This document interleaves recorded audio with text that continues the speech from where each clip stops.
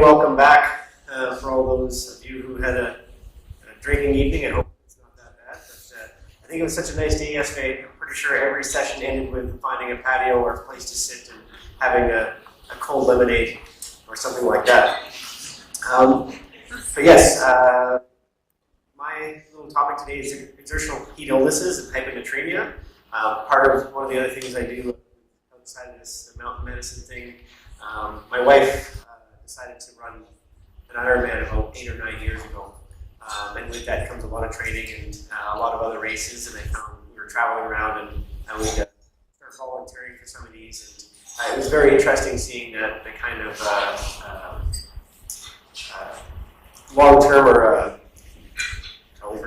ultra-distance racing, which was very interesting. And through that, I was able to volunteer at Ironman Canada. I also went and did the Ironman World Championships in Hawaii, and also run as the medical coordinator for the Ironman 70.3 in Calgary for the last 8 years. So I have a little bit of experience with this type of patient. We're just going to turn this down for this. Can you guys still hear me? Is that all right? In the back? Yeah. Okay. So I'm kind of bringing a little bit of that into what we see here, but more and more as you read through journals, like especially with wilderness medicine, we're seeing exertional heat illnesses being reported and hyponatremia being reported. So I have no financial disclosures for anything in here, any products or whatever discussed, but just to put that out there. I'd like to just review how the body gains and loses heat, which we already kind of covered a couple times with the freezing on degrees and obviously anything to do with temperature. But just discuss that. I want to identify a couple key heat illness diagnoses and how we're going to be able to treat them.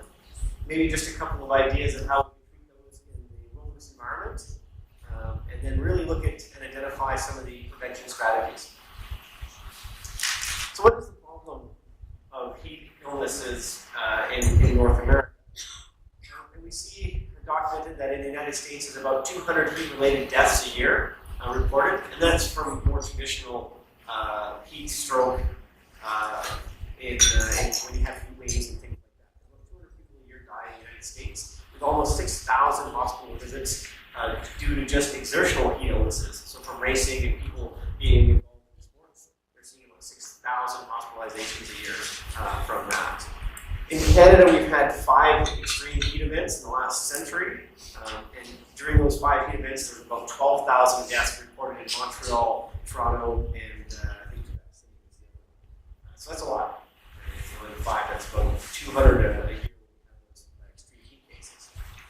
For exertional heat injuries, it's the second leading cause of death among athletes, and that includes high school athletes and people participating in recreational sports. And heat stroke deaths have doubled in the United States since 1975, with the last reporting period of 2004 to 2009 seeing the most deaths reported in that time period. So it's something that we're seeing is on the rise in these events. And in 2003, they had a massive heat wave that went through Europe. They've had over 70,000 deaths reported from that heat wave. So being able to identify heat illnesses and emergencies can be applied in a lot of different settings. I think for us, we're going to see, it's more in that backcountry or when we're participating in or helping out with these ultra-distance races and things like that. And I said anecdotally, for the Ironman Calgary 70.3, we probably see about 50% of our cases are going to be heat illness related. So that's about 20 per 1,000 athletes. I think this is about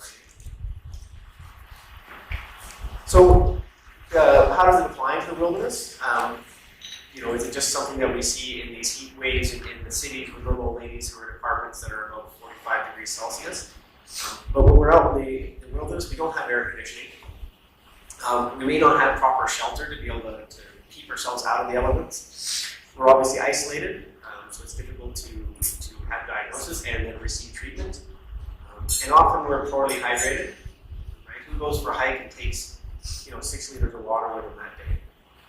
I think you're lucky to take 1 liter of algae with you when you go for your day hike. We're also seeing a big rise in adventure racing. So the Canadian Death Race that happens every year in Grand Cache, we have 24 hours of adrenaline that happens here in Canmore, and the Trans Rockies that's been running for many years. It goes on for a number of days. And Tim, I think you did the Trans Rockies as well. That's one of those big races we were racing for 12 hours a day. We've also had numerous reports in different foot races around the world and cycle races. High school sports have been a really big place. And then also, when we look at an industrial thing, we have people who are working in remote areas. On oil tankers, there's been documented reports of the number of heat illness cases in the Persian Gulf when these oil tankers traveling through. The temperature of the ships just get really high and have a lot of illness and injury from those places. Plus mining operations in the outback in Australia have reported a lot. And then the pilgrimage to Mecca is a big one where they see hundreds of heat illnesses a year from this big traffic. So certainly we are seeing it outside of just the little old lady in her really hot apartment. Often reported, like I said, with high schools is the motivated, overweight, out of shape, unacclimatized high school football player in his second practice of the day in August, right? He's just super motivated to try to make the team. And we can easily see that type of thing here during the summer when we have all the RVs come in. We have the overweight, out of shape, unacclimatized guy who's trying to climb up the mountain. We can easily apply that to the situation here. And we see those patients in places like the Grand Canyon. The Grand Canyon between 2004 and 2009 had about 500 non-fatal cases of heat illness and 6 fatal cases. So 1 a year someone dies in the Grand Canyon from heat illness. So I think that pretty much covers the extent of why we're going to talk about heat illness. What I thought I'd do is right at the beginning, I'm going to give you 3 patients here, just as an idea to look at. And these are going to be the choices on your multiple choice exam. So we have a choice between exercise-induced syncope, heat exhaustion, exertional heat stroke, and exercise hyponatremia. Those are kind of our diagnoses. And the first patient is a triathlete. He presents to the medical tent at 3 p.m. So that's after about 9 hours of racing. The ambient temperature was 28 degrees. Relative humidity was 40%. He was complaining of nausea, dizziness.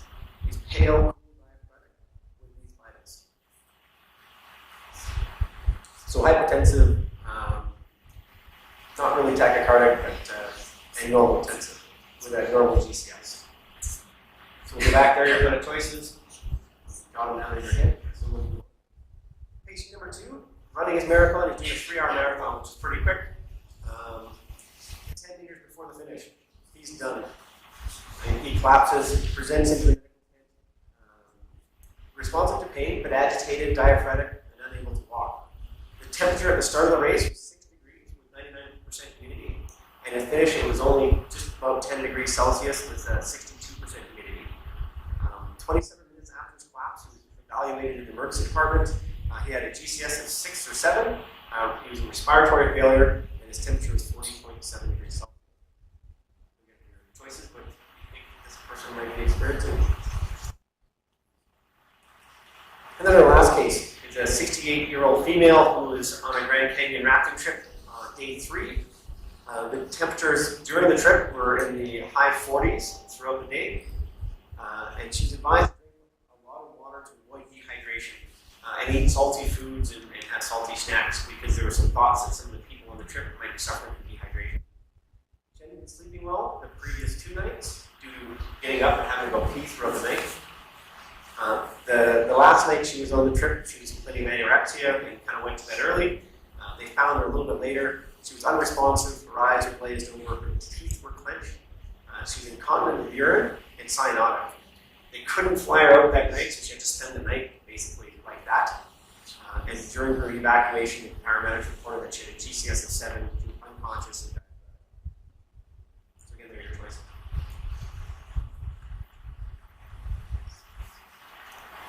Two seconds, I forgot to plug my computer into it.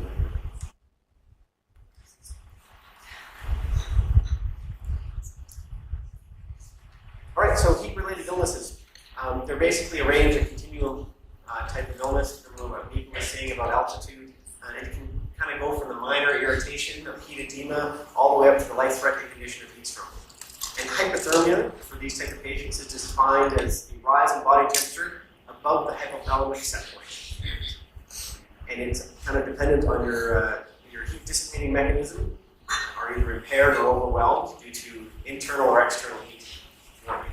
Okay, so it's not really fever, you're hypothermic. If you have a fever, you're hypothermic if you're above that set point. And really it's all about this thermal balance. Heat production and heat loss. And heat production is going to be mostly based on our base metallic rate. When we're sitting here, we're keeping warm just with our bodies. Hormones play a thing, and then in exertional heat activities, we're going to see that muscle activity, which is huge because our bodies are really inefficient. We're about 20% efficient in the work we do. So if I lift this up, 20% of the calories I'm burning to do that is the action of moving it. The other 80% is generated as heat. So it's really poor at it. So we have to be able to dissipate all this heat out. And you can see when we're exercising in hot environments how easily we can overcome. Our heat losses have been covered a couple of times on this weekend, so we should have a good understanding of it. Conduction, convection, radiation, and evaporation. Conduction is obviously the heat transfer from direct contact, so touching the podium, sitting in your seats, touching your clothing, the heat going to that, and even just the air or water surrounding us is going to get heat absorbed into it. Convection is when we can have the conduction to the air, and then that air is whisked away and replaced with cool air again. So it's the moving currents that are going to provide that cooling. Radiation is when you're standing in the nice warm sun, we get that in the sun, but it's all to do with infrared radiation from our bodies, which is how we're losing most of our heat right now sitting here in this room. And then evaporation, which we all know about, sweating and taking energy as it turns into water vapor. Now, the interesting thing is evaporation is the only one that is purely heat loss. The other three heat transfer things are ways we can also gain heat. So if we are out in the desert, in the sun, sitting on a hot rock, we're going to be gaining that heat in as well. And so when we start exercising in a hot environment, we can see where this becomes a problem.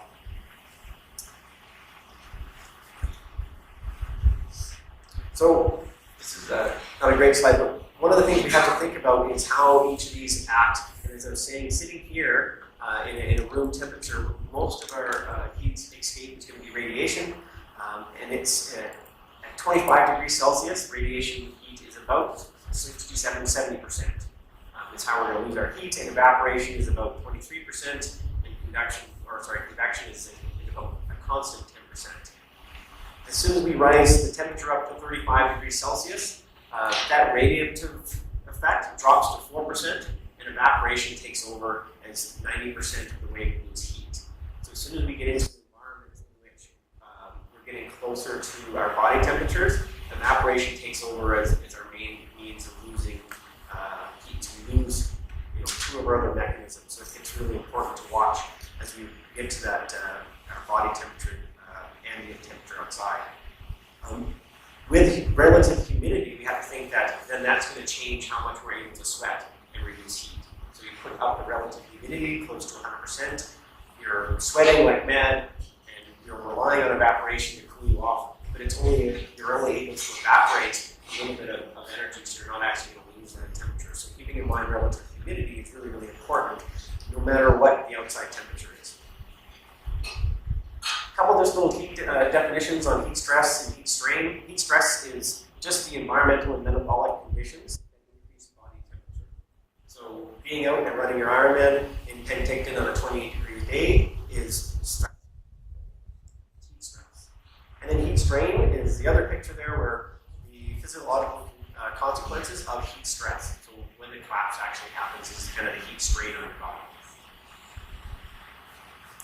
Now, I'd already mentioned dehydration, and it contributes to, but is not the cause of any illness or emergencies. Right? It doesn't cause you to have heat stroke. It doesn't cause you to have heat syncope or heat edema or whatever it happens to be.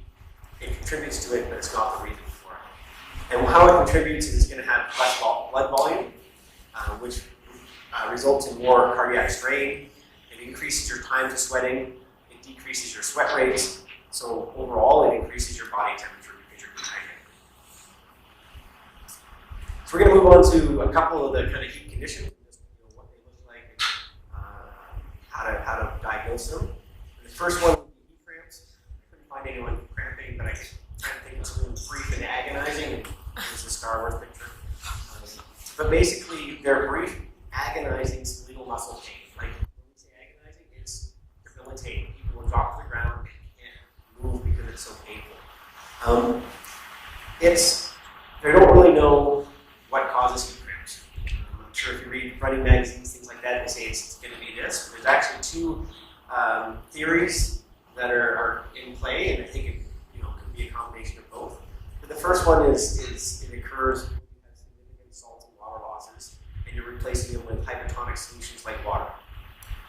This creates a relative hyponatremia in your muscles, which lowers the threshold for skeletal muscle depolarization, eventually leading to this sustained involuntary contractions in your muscles.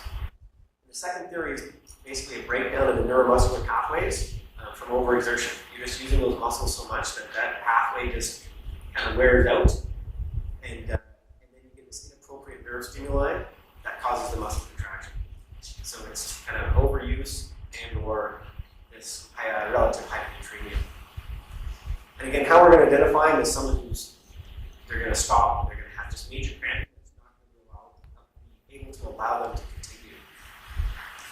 They most commonly involve the calves and the muscles in which we're using when we're doing that activity. So when we're seeing it with runners and cyclists, it's going to involve the major muscle groups in the legs, obviously in swimming and things like that. You might be able to start getting things into their arms, tennis players, things like that they're getting these big exertional injuries and cramping there. Quite often they have a history of prolonged activity in a hot environment. They usually have good hydration, but typically with that hypertonic solution such as water, with poor salt electrolyte intake. They're not eating a bag of Doritos as they're walking on the trail. So as I mentioned, all the heat illnesses are on a continuum. The heat cramps is something that we see certainly in the medical tents, and when you're out doing activities, it can happen. And then we kind of move into the heat exhaustion. And in mild cases, it could be just as simply as someone feeling a little lightheaded. It might be symptom related, where they've been standing up too long and they pass out. So really mild, all the way up to the heat stroke and into the heat stroke signs and symptoms. So it's really the most common heat-related disorder seen by pre-hospital care providers, heat exhaustion. Basically can be developed over days, as in elderly persons living in poor ventilated conditions, in Europe with those massive number of deaths, or can occur acutely in athletes, as you see in your Ironman and those type of things. And really, the condition is resulting from cardiac output that is insufficient to support the increased circulatory load caused by the competing demands of thermoregulatory heat, your big increase in skin blood flow. You have reduced plasma volumes, obviously from the dehydration, and reduced venous return to the heart because of your working muscles, that big vasodilation and kind of fluid cooling in the legs. We know that exercise is going to increase muscle blood flow, so it takes away from our core and what our heart's able to pump around. Heat is going to increase our cutaneous blood flow to the skin.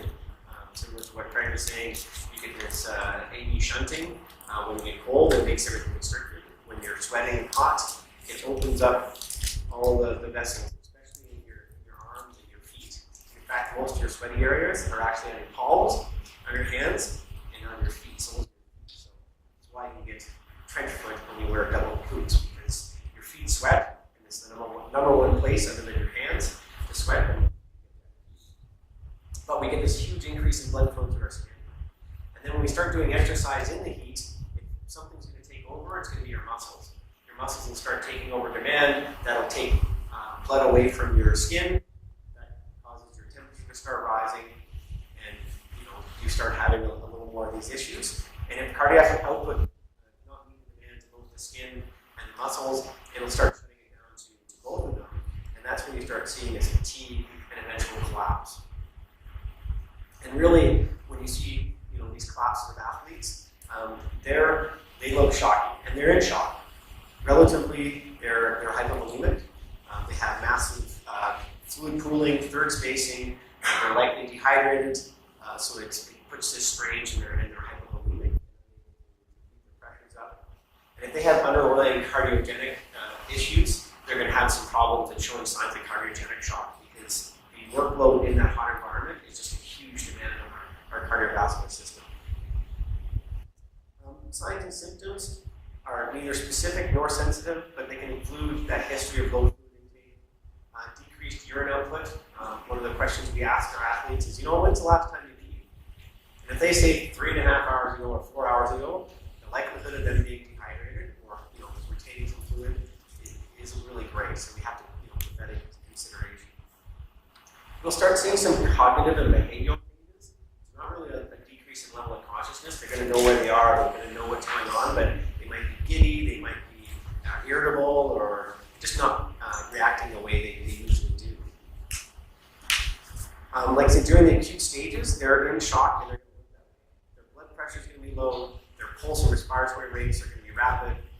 They generally appear sweaty, pale, gray, looking like crap. If they came to an emergency room department looking like the way they do when you finish a race, they'd be put straight into the trauma room because they're in shock. Now, typically, the big point is their core temperature is going to be elevated slightly, but it shouldn't be above 40 degrees Celsius. Okay? So as the continuum moves on from this kind of minor, heat syncope or not feeling well, all the way up to that person who's collapsing and they're not making sense, and they're starting to really affect their central nervous system, we're going to move into heat stroke. And heat stroke is a life-threatening medical condition exemplified by a body core temperature that exceeds 40 degrees Celsius and includes central nervous system dysfunction, and can also bring in skeletal muscle injury and multiple organ failure. So in any previously healthy individual who collapses when exercising in a hot environment for long periods, and whose rectal temperature is above 40 degrees Celsius, the diagnosis of heat stroke is certain. Or virtually certain. And that's why we need to be taken. So, key points: heat stroke is characterized by a body core temperature of greater than 40 degrees Celsius and that CNS dysfunction, resulting in delirium, convulsions, coma, death. And although the risk of this exertional heat stroke is greatest when vigorous activity is performed in hot environments, we have great documentation to show that heat stroke can also hit people who are running in cool environments. So 8 degrees Celsius and moderate environments of up to 28 degrees Celsius. So we see the big range of what we're out this morning all the way up to when you get into the big hot desert environments. So it suggests that poor physical conditioning and other physical inadequacies, poor heat acclimatization, viral illness, and medications produce individual variations in how we're susceptible to this. And what's interesting about the viral illness one, there's been a number of documented cases that people suffer from heat stroke with a previous history of having a viral illness earlier in the month. And that's partly, I think, due to, right now, researchers looking at heat stroke being a serious response. So it's an inflammatory response to what's going on. And to the point in which they're similar to sepsis cases. So we have a number of ICU people here, and when we see this sepsis response, we know it's from, in the heat stroke thing, we're looking at polysaccharides, which is an endotoxin produced by gram-positive bacteria, I think. It's one of the bacteria that live in our gut. They're there all the time, but they produce this lipopolysaccharide toxin that is also in our gut. And as we exercise, like I said, all our blood flow is going to our skin and to our muscles, and it gets taken away from our core. When that happens, our permeability in the abdomen starts to increase, and it actually lets these endotoxins come in to your bloodstream, and their cytokine release. And we know that with sepsis patients, cytokine release and these endotoxins cause this massive inflammatory response to happen. So they start going into something very similar to septic shock, which could be DIC. They go into different coagulopathies, and then ultimately end up with multiple organ failure. So it's really something that can be quite severe, not just I got a little hot and it passed out. So if we have multiple organ failure, it can lead to major cerebral edema, pulmonary edema, and other things that ultimately cause death. So some of our myths in heat stroke is they're no longer sweating. I think I missed the first one, but a lot of people who collapse have been out exercising, they're still sweating, they're still wet. So just because they have sweat on them doesn't mean that they're not a heat stroke type of patient. Rectal temperatures, they say, need to be about 40 degrees Celsius. We can see a lag. Just like in hypothermia, when you first see the person that's presenting with heat stroke, their temperature may not be above that mark, so don't necessarily rule patients out. They have decreased level of consciousness and are hot. Treat them as a heat stroke. If they're heat exhaustion, no big deal. All we did was, help them out. Always coming after long exercise. We have lots of documented cases showing that this can happen as quickly as 20 to 30 minutes of intense exercise. You can just ramp your body temperature up way too high, and then you're in trouble. They don't have to be unconscious. Like I said, they can just be changes in level of consciousness. We don't usually see a lot of symptoms. Again, it can happen so quickly, 20 to 30 minutes. And if we see some previous kind of signs and symptoms, they might be subtle enough that we won't notice them because we're exercising, we're sweating anyway, we're feeling hot and warm. And like we talked about with hypothermia, actually, but in hypothermia, we know that the only real thing to measure core temperature is going to be rectal thermometry. Esophageal is ideal, but a lot harder to do in the field, but we can get rectal thermometry.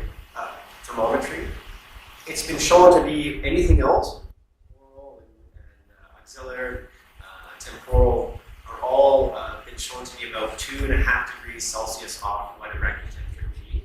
If we're making a difference with a hard number like 40 degrees Celsius, 2.5 degrees is enough to not treat someone who could use it. So we need to use rectal thermometry. So for treatments with heat stroke and even our severe heat exhaustion patients, let's move back. We're going to talk about treatments for cramps. I forgot to do that before. And really it's going to come down to stretching, resting, and cooling, and providing oral hydration and basically our oral hydration solution, which will have a little bit of salt in it, but they're not really salt tablets. They're not recommended using salt tablets because of how concentrated they are. They quite often cause a lot of GI upsets. And it's not really well balanced with the fluid intake you're taking as well. So getting a solution that kind of has the right concentrations in is ideal. So if they have mild cases of this heat cramps, we can do the oral salt replacement. And in severe cases, we may need to start an intravenous and provide IV solutions to be able to help those heat cramps. So we move up into heat exhaustion for our treatment. We're going to look at rest, removal of our clothing and equipment. So like people playing sports and things like that, if you have equipment on, we got to make sure we get that off. We want to provide immediate cooling, so getting them into the shade and provide some fanning or air conditioning, and make sure we do that rehydration. So a lot of this cardiac demand is to do with fluid volume. If they're dehydrated, we need to make sure that we supplement that. If we need to, and how we do most of our treatment for these particular patients, we lay them down, put their feet up, give them a bottle of Gatorade, and they lay there for 20 minutes, half an hour. That's the body going to come back to normal. The blood back to where it needs to be, get some fluid into them, and we send them on their way. Again, rehydration is key, making sure we're getting those oral rehydration therapies. If we have a decrease in level of consciousness, like I said, then we have to be thinking about heat stroke. And really the first treatments of this, and this is really going to be the key points, is we got to cool first, transport second. Cooling someone who has a temperature above 40 degrees Celsius is imperative to how they're going to survive. So, early recognition and treatment of EHS is paramount to their survival. Body cooling should be instituted as early as possible before transporting the victim. The gold standard for rapid cooling is cold water and ice water immersion. So, getting a tub, filling it full of ice, and mooking them in there. And that is the standard, that's the way we're going to be able to cool people down quickly and prevent injury. All the other ones that they kind of talk about don't work as well and are really ineffective. So if we're expecting hot patients, we need to do it this way. The immediate goal is to reduce that temperature below 39 degrees Celsius. And how we look at it is, for every degree, we have about 60 degree minutes of time to work with once we figure that they're over 40 degrees Celsius. So if a person's 42 degrees, when we take their rectal temperature, we have about 30 minutes to get their temperature down before we start seeing this severe heat stroke symptoms, and we start getting into that shocky septic type of conditioning, and looking at organ failure, rhabdomyolysis, and other kind of really nasty things that go on. So again, time is goal. If I have to put the person in an ambulance, drive them for 20 minutes before we even start cooling them, I can kill that patient. So getting them cool off on sleep is really important. Now, some quick slide here. So these are CASA and Ms. Bellance did a study looking all the way to cooling. Obviously, it's in America, but from about 43 degrees Celsius down to 4 degrees, 39 degrees, so about 3 or 4 degrees Celsius change. All the ones to the right of the red line is immersion. So it takes either 10 minutes with ice water immersion that they actually circulate around. Kind of median for the other cold water methods is about 20 minutes, which based on that temperature change is just in our range of cooling that person down within 60 degree minutes. And everything to the left of that line is not really effective. And that starts getting into that cool sheet with a fan and misting things and putting ice packs on people. There are all the other ones. And you can see, it gets right down to 83 minutes it takes to cool someone down. So an hour and a half to cool someone down is well beyond the limits of what we want to be able to do. It's really hard to read exactly what they are, but if you need to later, you can come and we'll have a look at it. Okay? So in the austere environment, how are we going to be able to cool these people? We don't carry a big horse trap around with bags of ice. So really, you want to look at putting them into the shade for one. If we can find a river or a lake, maybe not that river, it's a bit fast, but you can find yourself in or something like that to get someone in, get them in there. Looking around, you might still be on a higher alpine pass where you have snow and ice, where we can pack them, we can bring that stuff down to where the patient is. If it's hot out, if you're in the Grand Canyon and the person's laying on the ground and it's 43 degrees out, you want to get something underneath them to insulate them from that ground, right? They're going to be gaining heat from the ground, so let's get them off the ground and insulate them when we need to. A great effective method for especially with evacuations is helicopter. So as that's coming in, rather than just chucking them in the helicopter real quick, leave it with a lot of downdraft and then just start putting water on them. It's fairly effective when you have that much wind that's blowing around persons just to cool them off. But another great one that showed some good results with a limited amount of water that you don't need to force trough for is to take a tarp or your fly or whatever you happen to have. And you only need about 10 liters of water. So you all stick your water bottles in there, you grab some out of the creek or whatever, and then you put the first in the tarp, and you just sit there and you kind of just slosh the water around. A bit like immersion, it kind of adds in the conduction and things like that, but it's shown to be fairly effective. If you can grab some snow or whatever and throw it in there as well, perfect. And that's how we can cool them off of wilderness. So, but we really want to focus on anything that's going to improve their radiation, conduction, convection, and evaporation. So keeping those things in mind, how can I improve those things and getting them cooled off as quickly as you can. That said, when we're out, evacuate them right away. We just had this patient that presents as heat stroke, cooled them off. Well, what about that possibility of end organ failure? So making sure we monitor them and watching for rhabdomyolysis, making sure we keep hydration up, whether that's rectally or orally, and keeping that way. And speaking of oral, quite often people are drinking when they're hot and they throw it up. You give them some more and they throw it up, and it's like, I have to have IV fluid. We don't always have that in the backcountry. You have to think that our stomachs are really poor at actually pumping things. They're not designed for that. So even when we drink and we throw up, we're only getting rid of about 30% of what we took in. So it's, as much as it sucks having to keep throw up, As long as you're getting that stuff in, your body's going to absorb it and it's going to be a little bit better. So, our oral rehydration therapy, this was developed in the 40s, really started being used in the 70s. It's now part of the World Health Organization's list of essential medicines. And basically it's salty water, but in the proper ones that they're using and they're distributing to people who are suffering from dehydration, we've got salt, trisodium citrate dihydrate, potassium chloride, and hydrous glucose is in the water that they're giving. Now we don't always have all that stuff with us, but we typically have sugar and salt. So if you're going to make it at home, simply add 6 teaspoons of sugar, half a teaspoon of salt, and ideally treated water. I don't want to give someone, a good case of diarrhea. So make sure it's treated water.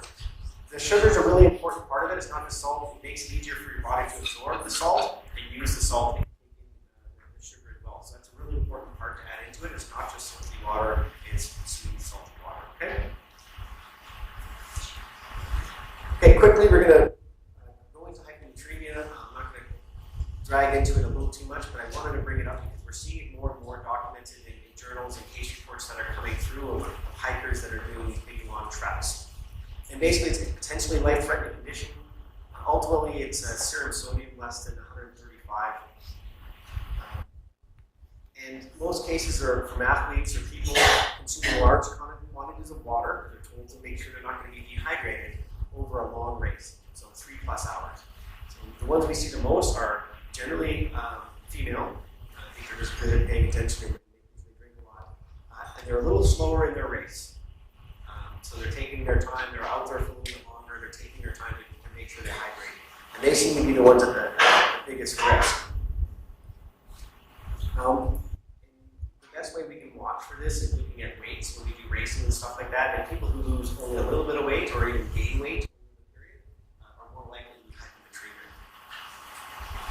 hyponatremia. And a lot of it's to do with our sweat rates. When we sweat, we're using obviously fluids and salt.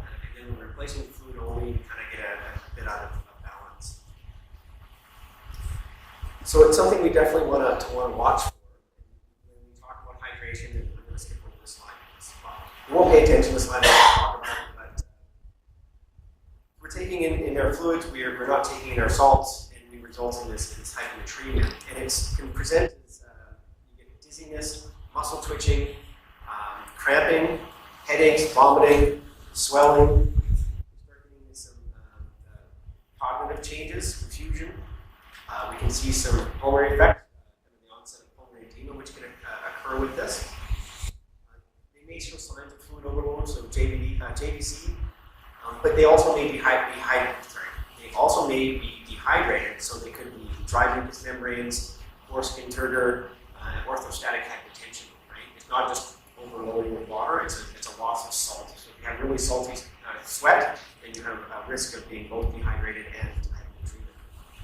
And in late stages, it could be seizures, pulmonary edema, cerebral edema, coma, respiratory arrest, death. These people are going to present with a decreased level of consciousness, but a rectal temperature of less than 40 degrees Celsius. So if they're above 40, heat stroke. If they're less than 40, they have decreased LOC, hyponatremia. Okay? And the best way, we're going to get into some of the preventive things for all of these emergencies. Quickly for treatments, try not to give them IV fluids. We need to get an idea what their sodium are before we give them anything. If you're in an austere environment, you may want to consider some higher salt oral hydration. Might work. There's no real studies on it. We haven't really looked at it. But in my mind, I think we know and ideally, in a situation where we have a medical tent, we're going to be looking at IV hypertonics like saline of 3%. So risk factors. So this is for everybody. This is for all the different heat injuries. They can be broken down into environmental, activity, clothing equipment, and individual factors. The first one is going to be environmental factors, and that can be obviously if it's hot, if it's cold, is it humid or not, is it windy out, are you near the water where it's a little more humid or cool, are you working working in a confined space, like in a sail locker. You know, the Americans down in Bermuda, it's going to be hot, and someone who has to work in a sail locker isn't going to be loving their job. Wet globe bulb thermometer is the best way of guiding this, and there's graphs and stuff that go with that thermometer that'll help guide what you're going to do. They're expensive. We don't see them very much, and it's hard to find those charts, but we can find a Humidex chart. These are just like wind chill. You're going to be participating in warm activities or have your people who you're with doing stuff in warm environments. We want to look at this and consider this and curtailing some of our activities, right? Not doing the hardest workload at the hottest part of the day when all the humidity's out, but doing those in the morning and letting this guide your environmental factors. Activity considerations, obviously, if someone who's working really hard is going to generate a lot more heat than the person who's not. You know, are they sitting, doing their exercise? Are they cycling when they have lots of wind coming behind them? Make less of an issue. Also, kind of what the level of sports, high levels of motivation is going to drive someone to kind of miss all their cues and could push themselves past the natural kind of leveling field when they slow down. Clothing and equipment. Obviously, military personnel who have a lot of body armor are at increased risk. American football players, firefighting gear, and then we look at who all got to put Ebola stuff on. Okay, it's terribly hot, and you have people who are over in Africa working in this stuff. They have a time of 40 minutes before they're pulled out because of these issues. And then the big one is individual factors. You can have a sunburn that can reduce the amount of sweating you're going to get. Other skin conditions. Heat acclimatization is a big one, and the last thing I'm going to talk about, even if I go over heat acclimatization, our fitness and our hydration levels. So people who are poor physical fitness don't do as well. The young or old, and that's why we see those deaths in the heat waves. Poor education, so people who don't understand about heat illnesses are more susceptible from suffering from them. Cardiovascular disease is a big one. Like I said, there's huge demands when we do exercise. If you have underlying cardiac issues, this can be a real and then medications is a big one I think a lot of people miss. You know someone who's going to go and run an Ironman, they need to look at their medications and have them assessed to see if they're more risk. And if they're more risk, you have to tell them to watch for signs and symptoms or back off what they're going to be doing.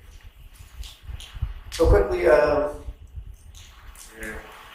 kind of already went through that. Pre-screening, looking for medications, recognize body habits, and promote regular exercise, heat acclimatization, normal hydration, and drinking to thirst. So we don't want to go overdrink. If you're not thirsty, don't bother drinking. The limit seems to go 0.7 liters per hour before we start moving into having too much fluid on the hyponatremia side. That seems to be about a limit. Now you're going to lose weight. You're going to lose and become dehydrated over a period of time. Because the average sweat rates are about 0.8 to 1 liter an hour. So that's just going to happen when you do a big activity, and then maybe use it later tomorrow and get caught up on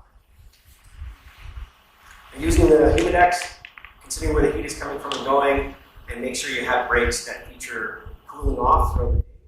And consider your clothing and equipment requirements and throughout the day. So don't do your biggest practice at 3 o'clock in the afternoon. Or do your biggest activity at that time. Do it in the morning, do it in the evening.